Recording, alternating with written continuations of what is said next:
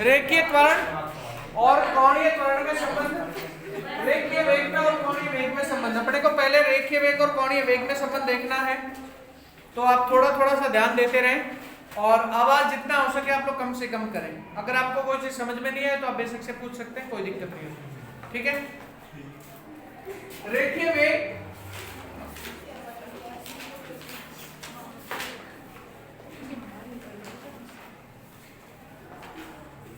तथा कोणीय वेग में संबंध।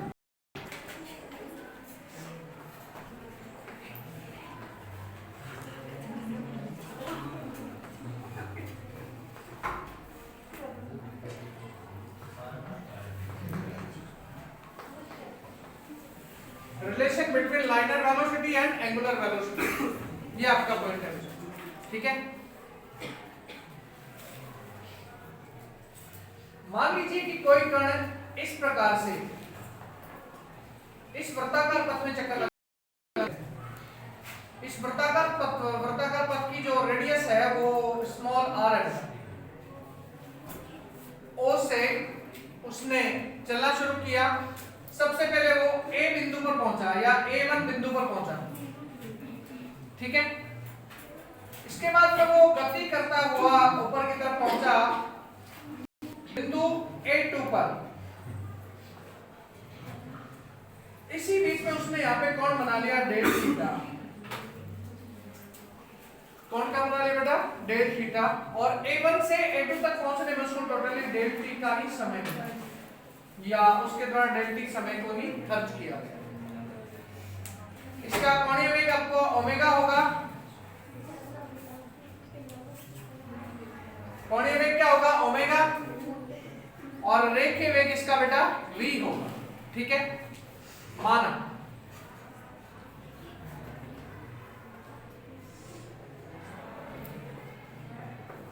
कण का या कण की पथ लंबाई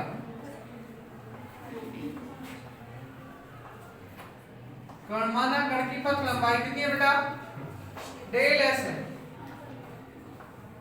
कण की पथ लंबाई कितनी है, डेल एस है। तथा त्रिज्या कितनी है बेटा, स्मॉल r है। तब कोणीय वेग क्या होगा, तब कोणीय वेग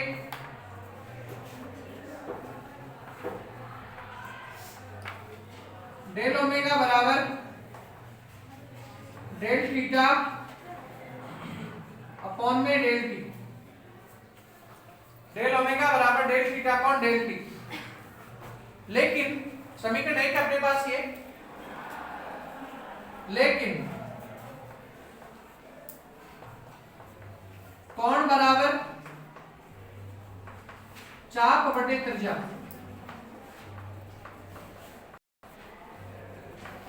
लेकिन कोण बराबर हमने क्या बट रखा बेटा, चाप बटे त्रिज्या। तो यहाँ पे इस कोण थीटा की जगह पे इसकी चाप और त्रिज्या का मान रख दो, तो अपने पास आएगा कि डेल ओमेगा बराबर del S upon R dot में डेल टी, 1/डेल। तो कोई बात नहीं भाई, क्योंकि del S upon del T del V रेखीय वेग, तो मान रख दो इसकी जगह पे डेल ओमेगा बराबर डेल वी अपॉन में आर, या डेल वी बराबर डेल ओमेगा आर, या फिर दोनों तरफ से डेल को हटा दो, v बराबर ओमेगा आर।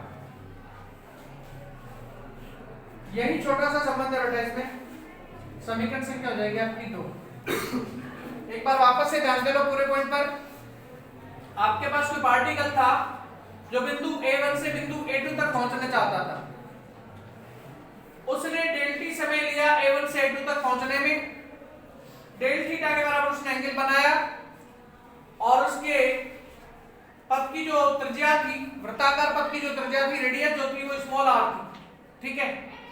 तो माना कण की लंबाई, कण के पथ की लंबाई बराबर डेल s, पथ की त्रिज्या क्या है, स्मॉल r है, तब कोणीय वेग डेल ओमेगा बराबर del theta upon del T. मैं चाहता तो ओमेगा बराबर थीटा अपॉन टी भी लिख सकता, लेकिन डेल को मैंने जानबूझ के लगा दिया इसमें। लेकिन कोण बराबर चाप बटे त्रिज्या होता है, अर्थात चाप बटे त्रिज्या के लिए बेटा क्या लिखूं मैं, डेल थीटा बराबर डेल एस अपॉन में आर, ये तो लिखना पड़ेगा मैंने, तो इस मान को रख दिया मैंने डेल एस अपॉन में आर, एडजस्ट कर दिया डेल थीटा डेल एस बटे में डेल टी, रेखीय वेग डेल भी हो गया, तो डेल ओमेगा पर डेल वी बटे में आर हो गया, वजन गुणा कर दिया तो डेल वी बराबर में डेल ओमेगा डॉट में आर, या v बराबर ओमेगा आर। इसी संबंध को क्या कहते हैं, रेखीय वेग और कोणीय वेग में संबंध कहते हैं, ठीक है बेटा। चलो आगे और देख लेते हैं, रेखीय त्वरण और कोणीय त्वरण में संबंध भी अभी हाथों आदि देख लेते हैं। दूसरा अपना पॉइंट है बेटा, रेखीय त्वरण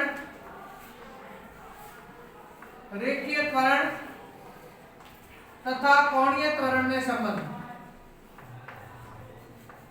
रेखीय त्वरण तथा कोणीय त्वरण में संबंध, relation between liner acceleration and angular acceleration.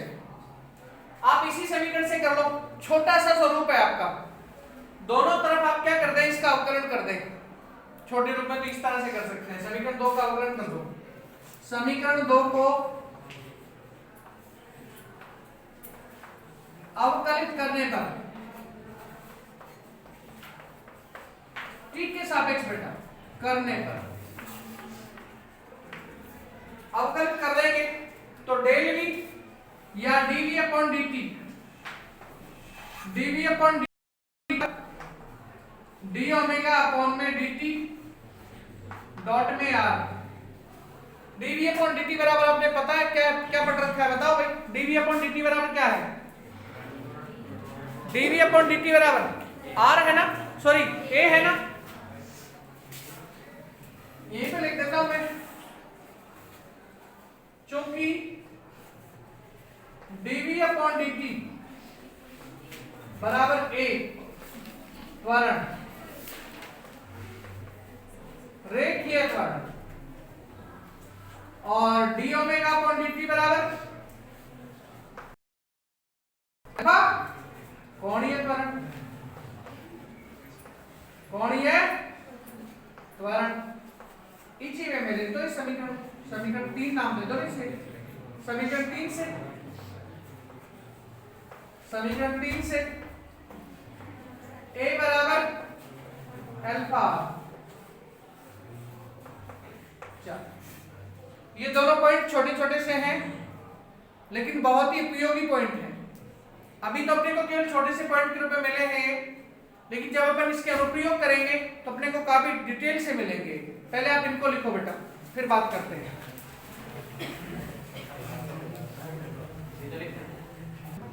कोणीय गति के लिए गति के समीकरण, इसे मिटा रहा हूं बेटा मैं,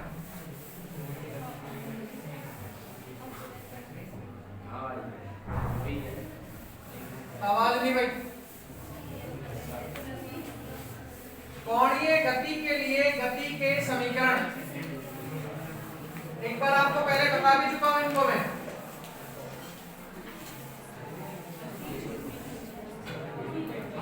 देखो कोणीय गति के लिए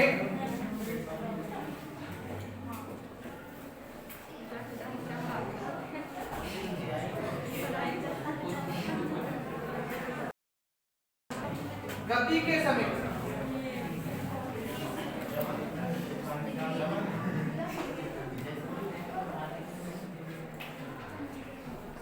देखो भाई हम यहां कुछ मान के चलेंगे। पहले माना प्रारंभिक कोणीय वेग ओमेगा 0, माना प्रारंभिक कोणीय वेग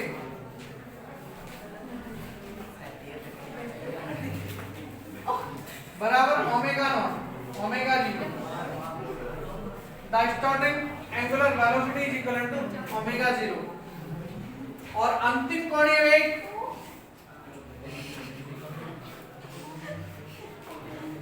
तथा अंतिम वेग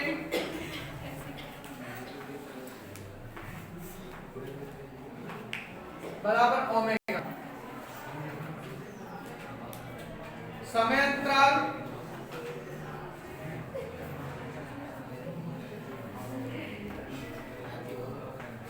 बराबर टी। कोणीय त्वरण क्या है बेटा?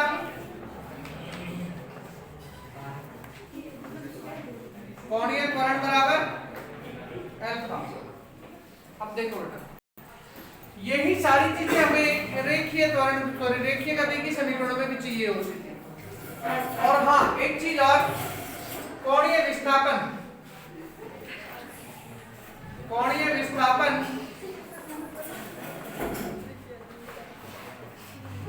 बराबर थीटा। अब मैं इधर तो लिखता जाऊंगा आपके लिए रेखीय गति की समीकरणें और उनके ठीक सामने अपन कोणीय वेग की समीकरणें भी बना के लिखेंगे। पहली है अपनी गति की प्रथम समीकरण,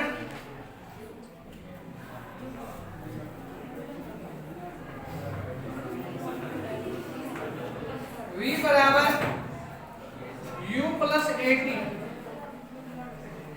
इसको कन्वर्ट करना अपने को एंगुलर इक्वेशन में, कोणीय गति की समीकरण में बदलना है। यहां v क्या बेटा? अंतिम वेग है। यहां अंतिम वेग को देखो ओमेगा है। ओमेगा बराबर u है यहां पे प्रारंभिक वेग, यहां देखो ओमेगा नॉट है, तो ओमेगा नॉट प्लस में अल्फा टी। ये आपकी बेटा कोणीय गति का प्रथम समीकरण हो जाएगा।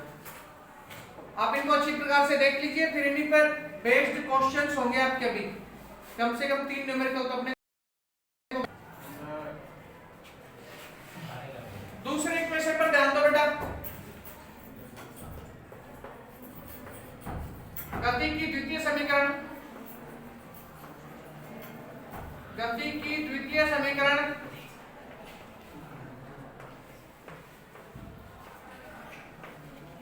S बराबर ut प्लस 1/2 at स्क्वायर। इसे बदलना है। यहां S का बेटा विस्थापन है, तो यहां पे क्या लिखेंगे हम लोग? थीटा बराबर, यहां पे u क्या है? प्रारंभिक वेग, यहां लिखना होगा ओमेगा डॉट में t प्लस में 1/2। यहां पे बेटा a है, वहां क्या लिखूंगा मैं? Alpha T square. Angular motion के लिए गति की दूसरी समीकरण। तीसरा, गति की तीसरी जो समीकरण है वो किसकी समीकरण है? परिमाण की समीकरण कही जाती है। क्या कहते हैं उसे? वेग के परिमाण की समीकरण। गति की तृतीय समीकरण, गति की तृतीय समीकरण v स्क्वायर बराबर u स्क्वायर प्लस 2as। तो यहां बताओ बेटा, ओमेगा स्क्वायर बराबर omega not square plus 2 alpha theta.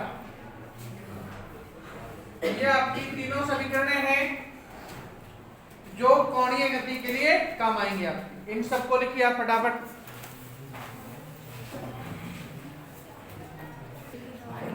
ये पहले वाला क्वेश्चन तो क्लियर हो गया होगा ना बेटा?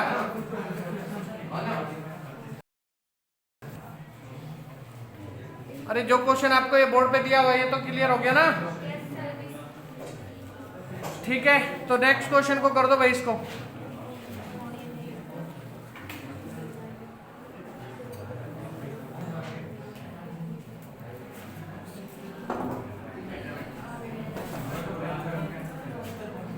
कर लो भाई जल्दी से। ये दूसरा वाला जो क्वेश्चन है ना, इस पहले वाले की तुलना में कुछ इजी है, कर दो इसे।